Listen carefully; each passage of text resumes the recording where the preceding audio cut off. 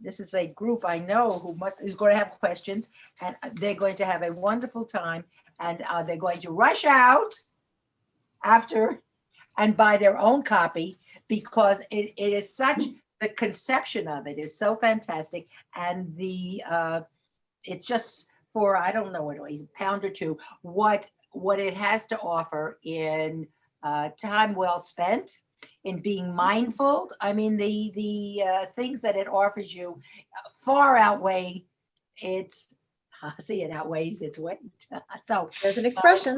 So that I tell you, I am going to challenge anyone, and if they will come back to me with an email to ronalupkin@gmail and tell me that you spent an hour and hadn't used a single expression, that you didn't stop yourself and say, of course, that's something that it's very, very hard, because what does an expression do? Well, we're going to hear all about it. And I want to know, even a name that they use the word expression. Does it mean something different to you than phrase or cliche, or what comes to mind when you hear an expression? They were very mindful. Beth has been mentioning already, they were very mindful of every aspect of the book. And I assume that they had to have talked among the two of them on using the word expression even. So, I mean, you could spend your life. And last night I spoke to my good friend, who I don't see that she's here yet, but she might be. I just only get one line. Let me look at the participants, because we spent an hour. She as a special, no, not I don't want to use the wrong words, but she takes care of children, thinking children. So what she did with her as a teacher with her class is unbelievable. And we ourselves spent an hour on finding whether we wanted phrase, or what it would mean to us, and what is the nuance, or if not the nuance, even, what is the meaning in the dictionary versus so many things there that this can offer you, and that I know that everybody should have a copy in their house. And we're going to Beth is going to start us off, but I know she's going to want to involve everybody who's here, and she herself is a published author, and as well as an appreciator of her parents. And she was going to tell us a little about them, a little about how the conception of the book and how it worked. And I mean, you have to think of so many things, even the cover, the beautiful illustrations. There's so many things that I know that you have thought about ahead, and so therefore I don't want to take any more time. And let's I'm going to give the stage to Beth, and she's going to be able to I think you. Let's wait to the end for questions, because I'll bet she's going to go through a lot of things that you've already been thinking about, and won't need to make a special question. Okay.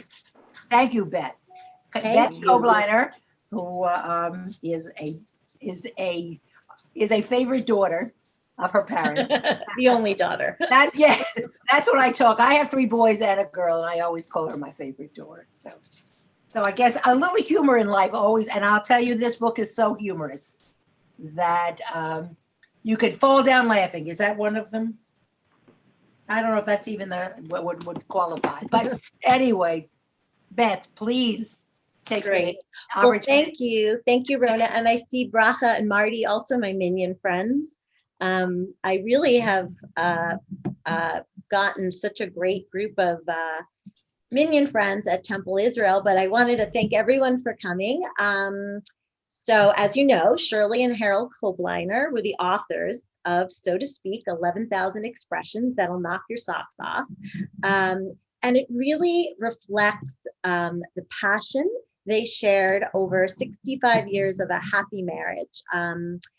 Together, they would talk about expressions all the time. And my dad and mom were both educators. So I think first and foremost, that was something that's worth mentioning. But I wanted to first thank Rona. Thank you, Carol, for putting this together. I wanted to just acknowledge my brothers, Kenneth. Kenneth, do you want to wave? Maybe some of you know him as your local periodontist. And then there's my brother, Perry. Perry, do you want to wave there? And my sister-in-law, Miriam, who's been especially very active in Temple Israel. Okay, so I think one of the reasons this talk is so meaningful to me is because Temple Israel was really such an important part of my parents' life. They moved to Great Neck pretty late, 1994. So it's after we were all out of the house and their kids. And whether it was a play, my mother was involved. She started her stage career at 75. So she was in every show from Guys and Dolls to Fiddler on the Roof. Oh, there's one of her in Guys and Dolls. And they really, really loved Temple Israel. And they weren't particularly social people, my parents. They liked just hanging out, the two of them. But somehow Temple Israel struck a chord for them, to use an expression, and really became a very, very special place for them. They also went on a lot of the Sholem trips. They saw Hillary Clinton in Israel when the Sholem Club happened upon Hillary. And they were very also involved in the museum. Every time one of a grandchild was born, they dedicated a piece to the museum. And so when we would come, my family, we live in Manhattan, we would come visit. And then on the High Holy Days, a very nice woman would open the museum for us, and my kids would look at the tzedakah box that was in their honor. So that was really meaningful. So I very much appreciate, Temple Israel. And I've been saying Kaddish with my brothers for our dad who passed away in May, Harold Kobliner. And I've just become so attached to, Marty and Bracha and Rachel and so many people who I haven't met in person, but really, Rabbi Secker, Rabbi Schweber, and the lovely new cantor and the older cantor. So it's been really fun. Okay, I'm going to jump in now. So Temple Israel is a great place, but my parents have a long history of education. My dad had a PhD in education, and his career was speaking up for underserved people. When he was in the army, he was actually chosen as Soldier of the Month when he was just in his 20s, because he started an education program to soldiers who needed to have a high school diploma. The rules changed, so he came up with a citywide program, and he actually ended up getting a parade. They chose him as Soldier of the Month, and the New York Post wrote an article, "Bronx Boy Makes Good." So he really, from a very young age, was very active. Also for both my parents worked in support of children with special needs, as Rona was talking about before, and helped involved in the founding of a group, ANABIC, Association for Neurologically Impaired Brain Injured Children. And my dad insisted that children with learning disabilities be given art and music classes. And if you could believe it, back in the 60s and 70s, those children are not exposed to the same kind of art and music classes. So it was a model for the city. And then he was chairman of the Board of Examiners. He made basically the point that teachers need to understand the subject matter that they're teaching. My mom was a chemistry major, which is a rarity for her day, but she was also an excellent writer and basically a joyful lover of life and a lover of being a mother. And so the books stem from their love of language and love of each other. And they talked a lot about the expressions they knew growing up as kids. They were both born in 1929, and the Depression, the height of the beginning of the Depression. And my father's family was particularly poor, and they didn't have much cultural enrichment. So one thing he did was he read the dictionary when he was in his early 20s, because he felt insecure and he wanted to really have a solid underpinning to be a teacher. He also taught the SATs, the English portion of the SATs, a prep course in our basement. And someone here, she could raise her hand, Debbie Croningold, right here, took her SAT coaching course. Now I know she looks like she's 23, but she actually has grandchildren, Debbie. And she took her SAT coaching course in our basement. And many years later, we caught up. But that's a whole other story. But the idea for writing the book started with my parents when they were reading to my son, Jacob, his kindergarten class. And my mom, as an educator, opened the book and she noticed the kids were squirming around. And she put the book down and she said, "You guys have ants in your pants." And the kids were like, "Ants in your pants? Ew, what does that mean? What are ants?" And so they explained, no, it's an expression. And then my father said, "Let's think of other insect expressions like busy as a bee or social butterfly or snug as a bug in the rug." And on their drive home from that experience, they told us, they looked at each other and they said, "Let's write a book about this." So what started as a lark, just a hobby, ended up being, so to speak, which is the world's largest expression book of its kind, which is amazing. Yes, it is. Okay. And, Got yeah. it. I'm sorry to bother you. Thank you very much. And they started it, when they were in their mid 70s. They were very young and active, this is them in their 70s. And the sort of beauty of the book is they said it was about the art of listening. I'm sure everybody here has felt that feeling of seeing your kids or your grandkids look down and text under the table. My dad, who was a principal, he would say, "All right, kids, I know you're texting." And they decided to say, we're going to practice the art of listening. And we're going to write down expressions they came across in everyday life, whether on public radio or watching TV, or they would go to the theater all the time, or with friends, or with their kids or grandkids, or at the optician on Middle Neck Road, or whoever they would meet. They would talk about expressions. And once they had about 100 or so, they would, and by the way, they never used Google. They never used Google to look up an expression. And they never looked at other existing books of expressions. They were very principled about it, and that was important to them. But once they got to 100 expressions or so, they would sit together and categorize them. So if they heard, fast as a rabbit, hungry as a lion, well, that would go into the animals category.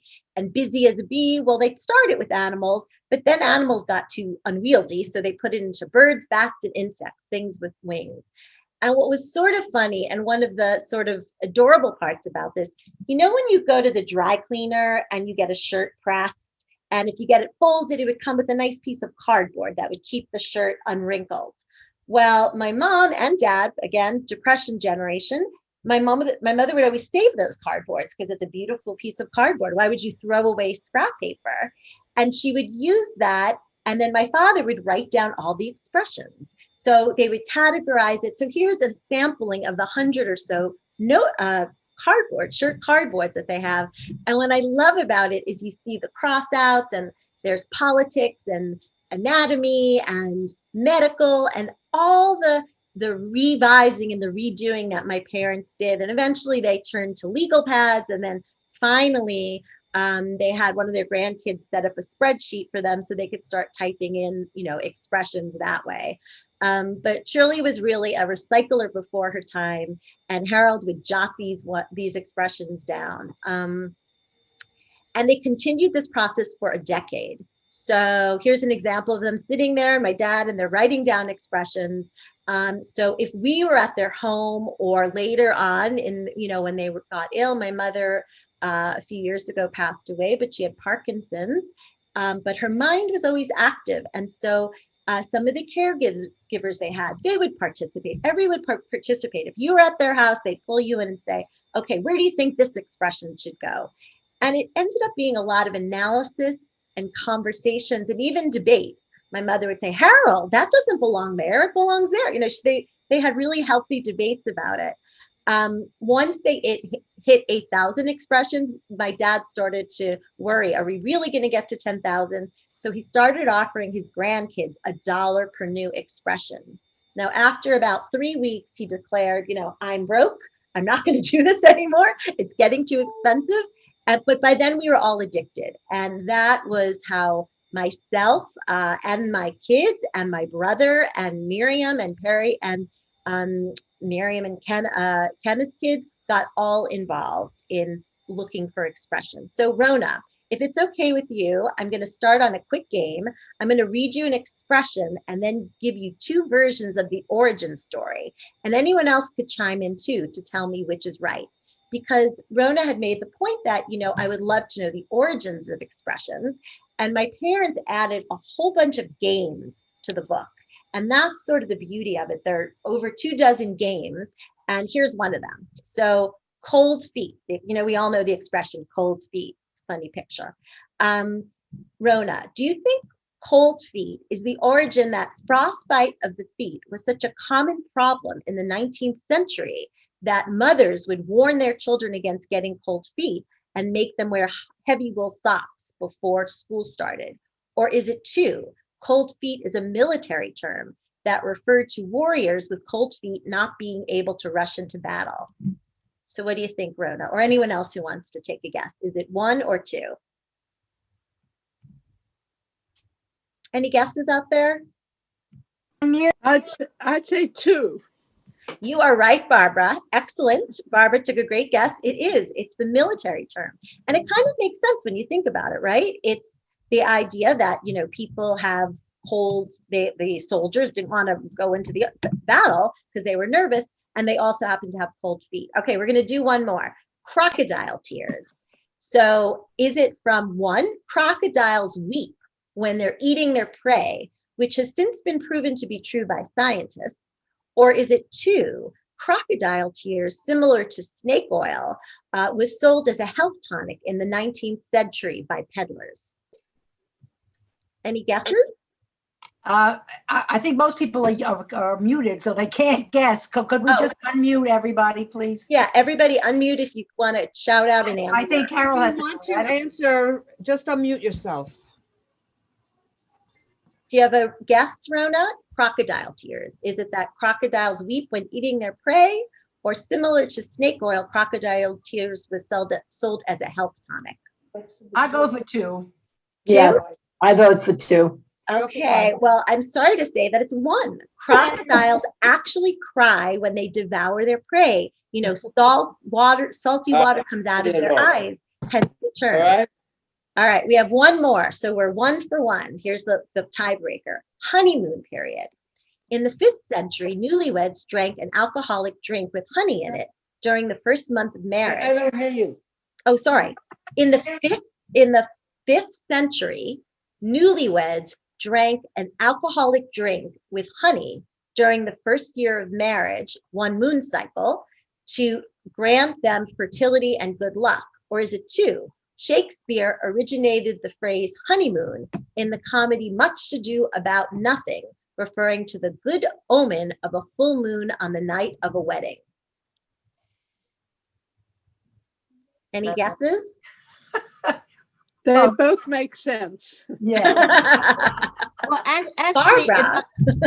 it might be the first one, because mead is a honey drink that was very popular in the 5th century going into the medieval period. So that probably is the origin of that. Toby, that is brilliant. You're absolutely right. No, it shows that I obviously drink a lot. I also don't. recognize you, Toby, from services. Nice to see you. Thank you for coming. Likewise, thank you. This is fabulous. Thank you. Oh, thank you. Yeah, well, they had so much fun. It really was a labor of love. Okay, so in the book, there are 67 categories. And the fascinating part, and Rona made a great point too, she said, why isn't there an index in the book? And the idea is that my parents felt very strongly that when they organized it into categories, again, they started with thousands of expressions, and they would whittle it down till they came down to this 67 categories. And again, it was I think the genius of their book, the quirky genius, in that they categorized everything into, it ranged from animals to color, to love, to money, to royalty. And it also gives a little insight into who they are as human beings. So my mom was really a great packer. So before she and my dad would take a trip, she would start 2 to 3 weeks early. She would lay everything out. She would have tissue paper, and she was very exacting. And so in the transportation and travel chapter, you find expressions like frequent flyer, vacation mode, maiden voyage, which are all great travel expressions. But you also find packing related expressions: to send them packing, time to pack it in, pack light, carry excess baggage. So it really reflects a bit of humor that they had about, who they were as people. And of course, the categories really vary quite a bit. there are 1,039 expressions in body. So you think of it, body. There's brain teaser, brain trust, something on the brain, pick someone's brain, left brain, right brain, no brain, or brains of the operation. We go on and on. And then there's tickle in your throat and live in the public eye and put your foot in your mouth. And I could go like gut reaction. The smallest category is postal. It only has 25 expressions. Now, people say, especially young people, my grandkids say, Grandma, why'd you put postal? What does postal mean? But my parents were of the generation, they would write letters and they'd go to the post office. And I remember my dad rushing to the post office to drop off my college applications because I was right there on the due date. We had experiences with the post office. So in postal, they have seal the deal, to go postal, push the envelope, mail it in, part and parcel. And probably one of my favorite things about the book is that my parents often categorized expressions based on a key word rather than the literal meaning, which is very entertaining. So for example, in the food chapter, you have obvious ones like baked in the cake and like the cookie crumbles, as easy as pie. But also in the food chapter, you'll find something like mint condition. So you'd say, well, mint condition, shouldn't that be in automobiles or maybe in business? But it's the word mint that's the key word. Also in food, you'll find to curry favor or to hash it out. And that kind of is the joy and the beauty of the book. When you read through it, you can read it aloud, read it back and forth, or play games. It's the humor and the levity. And I think one of the things that's so nowadays we're all Googling things and we're looking things up and we want the answer quickly. But this is more of a leisurely experience to sort of stroll through. And it's one, I did a lot of radio interviews and somebody told me, it feels like a poem almost when you read it. But okay, so take the chapter called Law.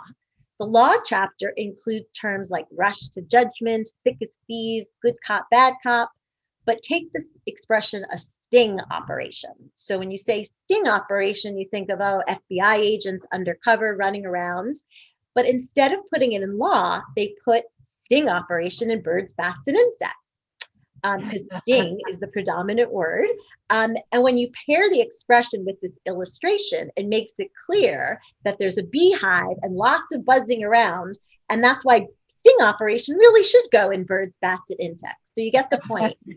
And the funny thing is they did this 11,000 times because there are 11,000 expressions. So they did this analysis, which was remarkable.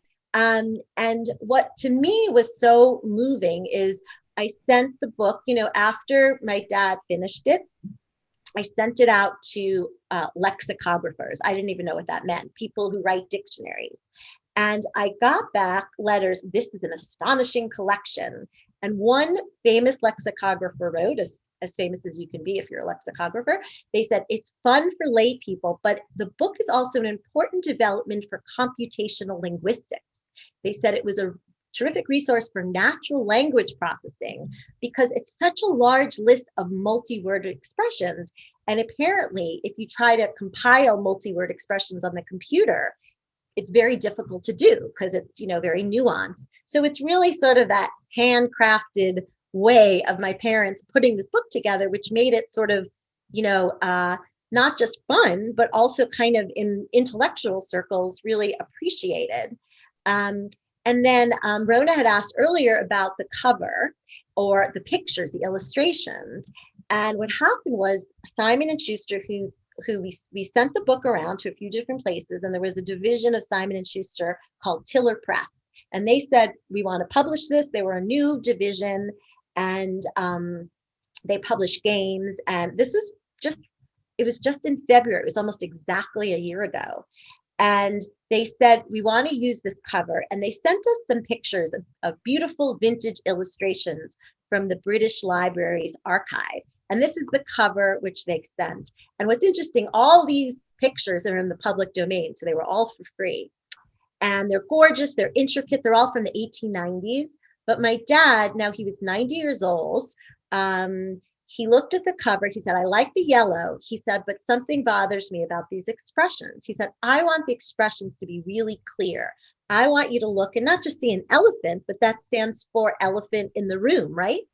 And so he felt it was really important as an educator that the elephant was clearly situated in a room. And so in the process of hunting down illustrations that worked, we found hundreds, and my dad and I looked through hundreds of wonderful illustrations that, again, they were free, which was nice. And we paired them with the expressions. But this was the cover as my father, and it's sort of bittersweet, but literally he told us a few days in May before he passed away, he said, "I'm going to join mom now." And we said, "Why?" And he said, because, it's time. But so the day before, Kenneth Perry and I rushed over and saw him. This is all during COVID.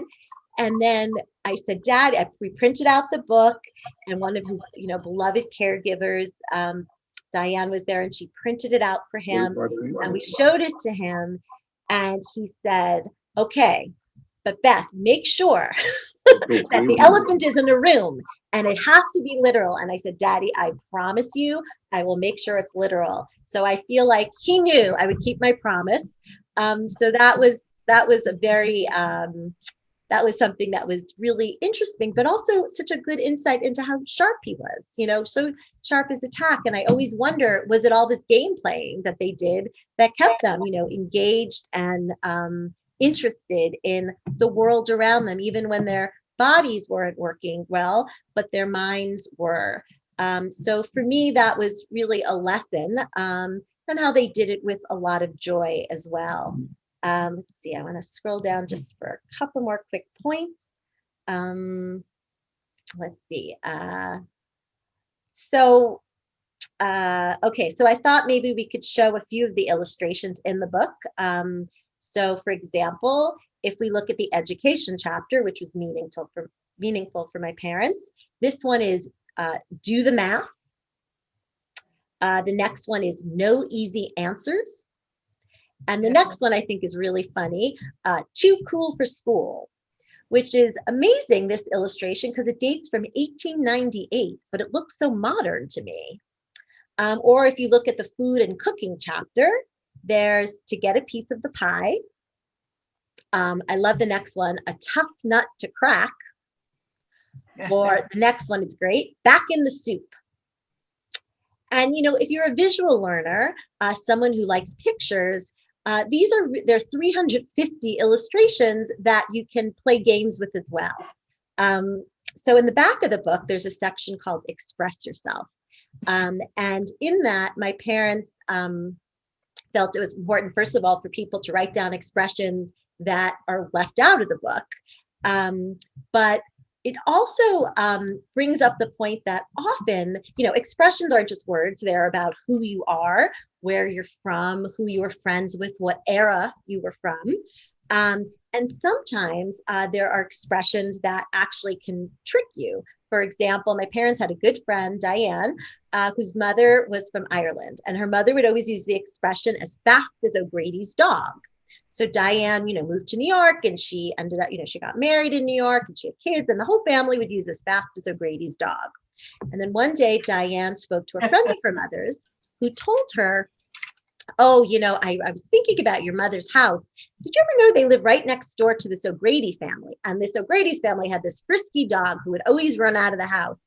And it dawned on Diane at that minute, as fast as O'Grady's dog wasn't an old Irish expression. It was just something they'd say in the neighborhood. And then it got passed around. So Diane's kids were now saying it, in their schools in New York, because it was something that was part of their. So those kind of expressions, my parents loved that story. And this was a place to, the back of the book is a place to write down your family expressions.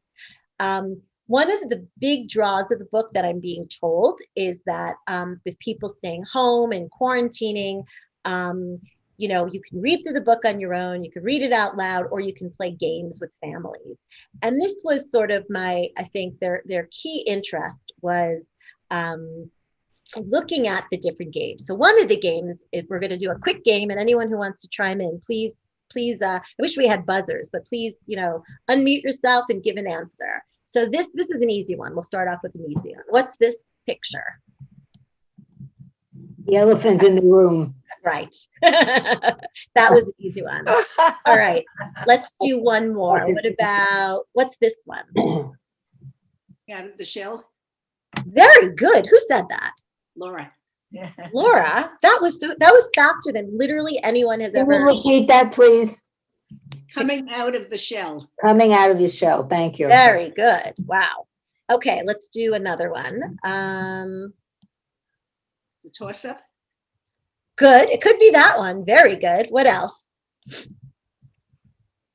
Any have other a- guesses? A ball in Keep the the air? ball in the air. Yeah. That it could be that one too. These are excellent. It's not dropping the ball. No, right? 'Cause she's not dropping the ball. Think of a body part. Eye on the ball. Your eye on the Yes. ball. That's right. Who said that one? Yep. Well, Who some was of that? us. Excellent. Very good. You guys are sharp. My parents always said people in Great Neck are really smart. So I see it. They like that intellectual side. Okay, here's another one. This one's a little tricky. Third wheel. Who said that? Me, Rona. Who? Rona. Rona. That's fantastic. That was so fast. What does it say? Third wheel. To Third be a wheel. third wheel. Right. All right, here's the last. You guys are too good. I have to come up with harder ones. Here's the last illustration. Well, Balance. I saw the title. Heavy I reader. saw the title before, so I'm disqualifying myself. She'll wait till somebody else tries and then she'll tell you. Someone just said it. Oh, Heavy she did reader. Balance someone- books. Yes, who said that? Laura again. Laura, I'm dropping. you're like a ringer in the audience. What did Wow. you say? I didn't hear it. Balancing. Balance the books. Balance. Uh-huh. Yeah. Got it. So fun. What's really fun is also I'm seeing that I'll have to tell you all a secret. This is like when Connie Chung said a secret, but it's not really a secret. But so I got a call the other day from, Ellen DeGeneres, the TV Yes, show yes. person. Yep. And it was her lawyer saying, and I told Perry and Kenneth this and Miriam, that I'm Debbie, she's interested, that Ellen might be interested in making a game show about Harold and Shirley's book. Wow. So I said, only if they keep the integrity of the book. And we're going to be very strict with Ellen. But it's such a wonderful, it's been, I thought it would be really sad in many ways going around and talking about my parents' book. And it's brought me a lot of joy though. And it's brought so many people joy. And everybody says, oh, your parents must have been great parents. And they were. And they still are to us. And so I guess I'll just wrap up here by saying, I know my parents are kicking up their heels and happy as clams. Here they are as callow youths, or maybe diamonds in the rough. They met, my mom was 16 and my dad was 17. And my dad went to DeWitt Clinton High School, an all boys school. So my mom said, I think I was the first girl he ever saw, but he picked a good one. And here they are, two peas in a pod in their golden years. This was my mom's 85th birthday. And she was wearing a purple heart neck dress because that's what she met when she met my father. That's what she wore when she met my father. So we found her. We had someone help us make up a purple heart shaped dress. All right, Rona. So here's the final lightning round, and this is called Real or Fake. And this is the game that Ellen's people like. So I'm going to read a bunch of expressions, and everybody could call out. Do you think it's a real expression or a fake expression? What expression? Okay, here's the first one. Be unmuted if you're planning on playing on. Yeah, there. please jump in. Just take that red mute sign off. You can find it on mine in the lower. Lower left. Exactly. If there's a red bar through it, click on it. The bar will disappear. Hopefully, yes. Okay. So fuzzy as powder in water. Is that real or fake? I hope it's not. Right. Fake. No. Fake. Oh, Fake. Fake. Fake. Consensus is fake. You are all Yes. correct, Great Neck. Yeah, It is yeah. fake. It's totally made up. All right. Here's one. It's darkest under the lighthouse. Real or fake? No. Fake. Real. Real. It doesn't make Real. Real. No, it's real. It's real. You guys, it's real. Yep. Yeah. And the idea is that, if lighthouse, it would throw off light to the distance, but right next up against the lighthouse, it's Yeah. dark, right? Because the light is okay. So here's one. I bet you guys are going to know this one. A yellow dog contract, real or fake? Real. Yeah. It's real. Real. Who knows what it is? This is such a smart crowd. A yellow dog contract. It's with a compliant labor union, like a house labor union. Who is that? Who said that? David. Excellent. That is exactly right. That when in the olden days, now they're not legal. Are you a lawyer, David? You must be. God forbid. That's even more amazing. That David knows everything. it's incredible. A yellow dog contract is people would go for a job and they'd say, well, we'll hire you, but you have to sign a contract that you're not going to join the union. So those are illegal now. And here's the last one. Okay. Even the smartest cow is illiterate. Real or fake? Sounds good. Sounds Could be good. real. I like it. I don't know. You think it's real? Real. Okay, you guys. That one Indeed. I is never heard it. fake, and it was written by my husband. So I'm very proud of that one. It's fake, but it's good, right? It's true. But Even good. the smartest cow is illiterate. Okay, here's the last category, malaprops. Okay, is it doggy dog world or dog eat dog world? Dog Eat. eat. Eat. Eat. You guys know that's easy. Okay, this is a tricky one. Is it to hone in or to home in? Home. Home. Home. N-E. You by far are the smartest group. Everybody thinks it's hone in, but to home in, that's pretty esoteric. Wow. Okay, here's one. Is it champing at the bit or chomping at the bit? Chomp. Chomp. O-M-P. Champing. Oh, Who said chomp. champing? Camping. Because you're biting. Champing. Correct, Renee. It's Oh, what champing is? at the bit. It started as champing, and now people say chomping more, but it was champing at the bit. And what does that Camping mean? then. Champing what is does to it chew. Champing is to chew hard, and chomping is kind of like to chew too. But the Yeah. actual original expression was champing at the bit. I All think right, it's a last one. This is for the big money. Clinch the deal or cinch the deal. Clinch. Clinch. Cinch. So easy. Clinch. You're right. Yeah. I am not just saying this, and I certainly don't say this, but this was by far, I have two people who work with me on this call. They will attest to the fact this is definitely the best by far group I've ever had. I've been doing this on the radio, and the radio hosts get like a little embarrassed. You guys are great.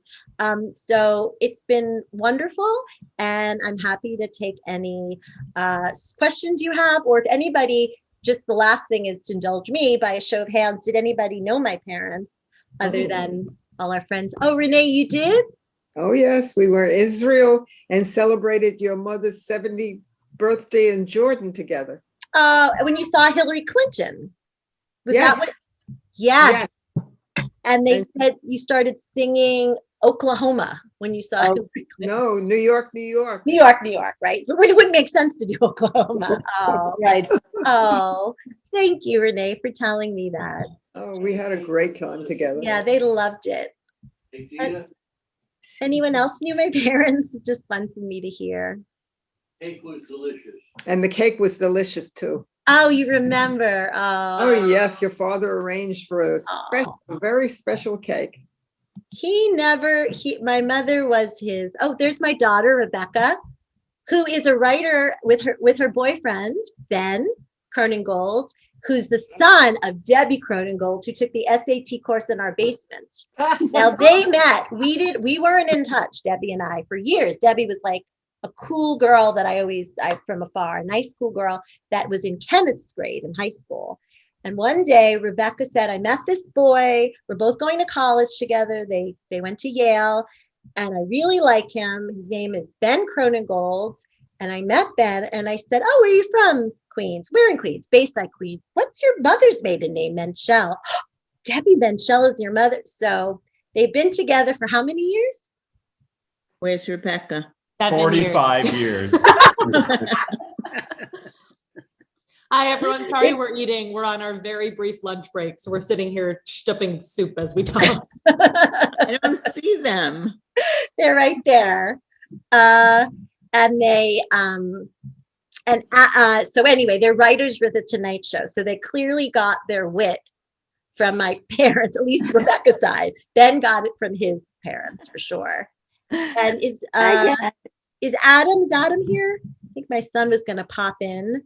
He might have had to get to work today. So, well, anyway, so thank you for giving those memories, and anyone else wants to share anything or ask any questions. And it is such an honor and makes me feel so happy to be included, as I have been so warmly, on the Daily Minion. And, during this very hard time for everyone. So I thank you so much. And I know my parents are up there laughing together. Okay. Oh, thank you so much. Thank you. Oh, Thank you. Beth, I think this, Thank you. I'm not being prejudiced. I'd say this, and I always say it, but it seems to be always true. This is, I think, the most well-attended and the most interactive and I think the most fun that we've had in over 40 sessions. So Yes. I hope that you appreciate how much you're appreciated here. Oh, thank you. And I'm sure we could give you a link, but nobody needs a link. They can buy their copy and really start having fun with your family. Also, there's a free website, of course, free. It's so to speak book.com. And there are so many games on real or fake or the origin stories. And, again, Rona asked a very good question, very astute. Why did my parents not put definitions in the book? Because, of course, they could have easily done that. But they wanted this to spark conversation. My father said it was to spark intergenerational conversation. And as, grandparents talking to their grandkids, that if you have definitions, you all look it up. But this way, you can sort of discuss, where do you think it is? And what do you think it means? And it really was, my children will never, and I know Ken and Miriam's children and Perry will never hear an expression without sort of thinking of my parents and how, meaningful it is. So it's a book to enjoy and sort of kind of like, before there was an internet, before there were cell phones, all that, just kind of to sit with and discuss. Thank you so much, Beth. It was wonderful. And thank you. And thank you all for coming. And Rona, thank you. Thank you. Yes. Thank you, Rona, for arranging it. Thank you. Just when we think it can't get any better, you make it better. Talking to Rona is like talking to Mike Wallace on 60 Minutes. She wanted to know the inside story, and I hope I was honest and completely revealed. This was a labor of love. And I have one funny story.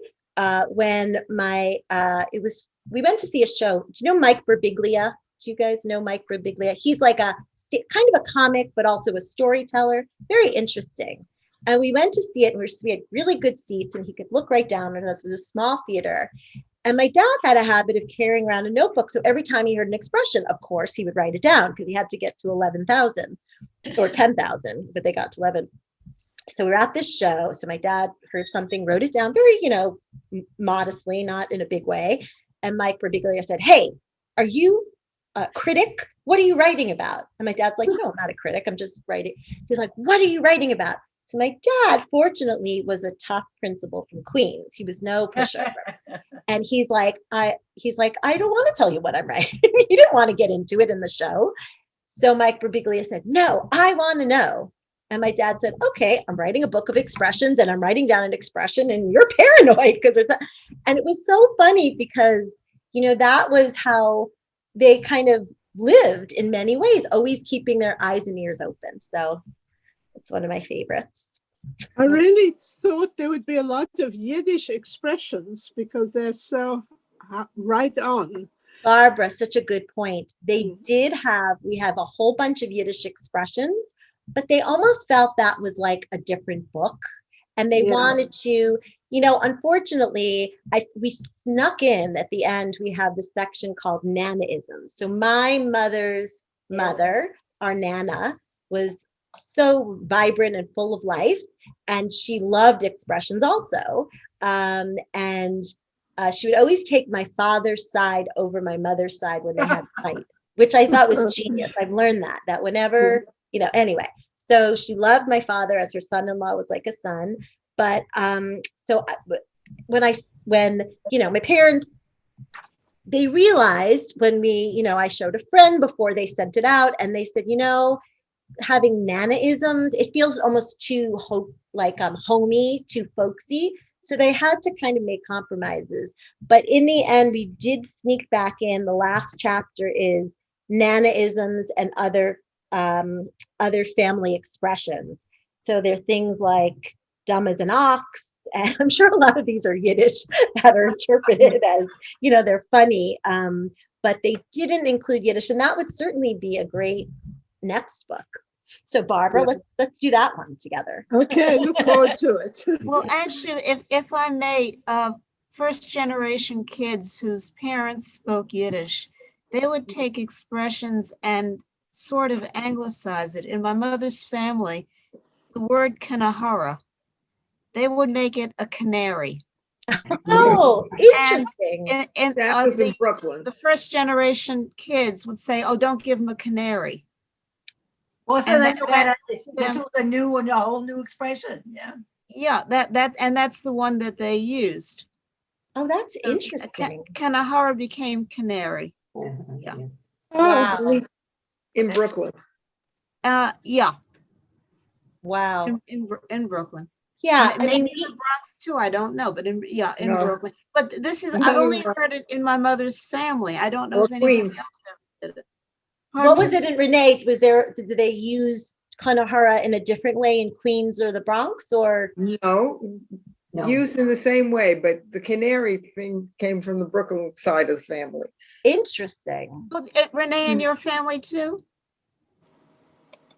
Renee, they used it in your family too? No, Canary. Kinahara. We grew Oh. up in Yiddish. We spoke Yiddish in my generation. Mm. Till I well, went to public- yeah, well, they did too, but among themselves.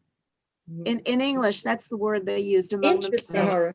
Well, that is interesting. canary. because You would think it'd be the other way around. No. That's No. Let Ben their- and Rebecca wanted to take Yiddish when they got to college, and they didn't offer it for credit, so they didn't take it. But now I know a lot of colleges, including Yale, offers Yiddish for credit, which Oh, they yes. should. And my 17-year-old is obsessed with Yiddish. She signed up for a class at YIVO, the Yiddish Yes. Institute. Yes. He's the only 17-year-old. Everyone else is like, 70 years older than he is, but he loves it. He really finds it a lot of fun. Well, actually, he should go online to the National Yiddish Theater, the Volksbühne. Oh, Because they have, in fact, most of their performers are in their 20s and 30s. National Yiddish Theater Volksbühne, Volksbühne. NYTF. Oh, NYTF. okay. They also do classes. Now everything is on Zoom. Their performances, everything has subtitles. So if you don't know a word or understand a word, you can get it. And all of their performers are in their 20s and 30s. It's not, and they're all people. In fact, they have a contract with Juilliard, and they Oh. tell them, if your students are willing to work with us, we will teach them Yiddish. They have people who are not Jewish who learn Yiddish and are quite fluent in it. That's So, great. and they have interracial casts, everything like that. But the YIVO would be serious, like Yeah. serious studies. National Yiddish Theater is where they can apply what they have. In fact, a couple of years ago, they did The Pirates of Penzance in Oh. Yiddish. The young guys knew them. Okay, Toby, going thank you. on. We always appreciate. And the New York Times No, reviewed it, we have to and go- the review began, Gilbert and Sullivan in Yiddish, why not? Yeah. He has to study for his SATs, but after he's done with studying, then I'll let him watch it. No, please do, yes. Okay, we have to, we will have to say thank you and goodbye. And of course, anybody who has any questions that they, or that came up or after they've looked at the book and something, I just wanted, my one last question before we do a little administrative work is I don't see labor of love under love. So you tell me whether maybe we could find it somewhere else. No? Probably under work because it pivots Yes. on the keyword labor. Would be my Oh, guess. okay. Oh, So yeah, I'm just, it's interesting. So maybe I'll look it up there too. Thank I you. had one woman say to me, she's like, I've been spending time with this book with my junior high school son. And she's like, it is mind blowing. You start thinking labor of love. Oh, labor of love. And of course, for people who English is a second language, someone was saying junk mail. I would always hear the term junk mail. I'm not from America. What does that mean? Junk mail. And then so it's a hard. lot of food for thought. Absolutely.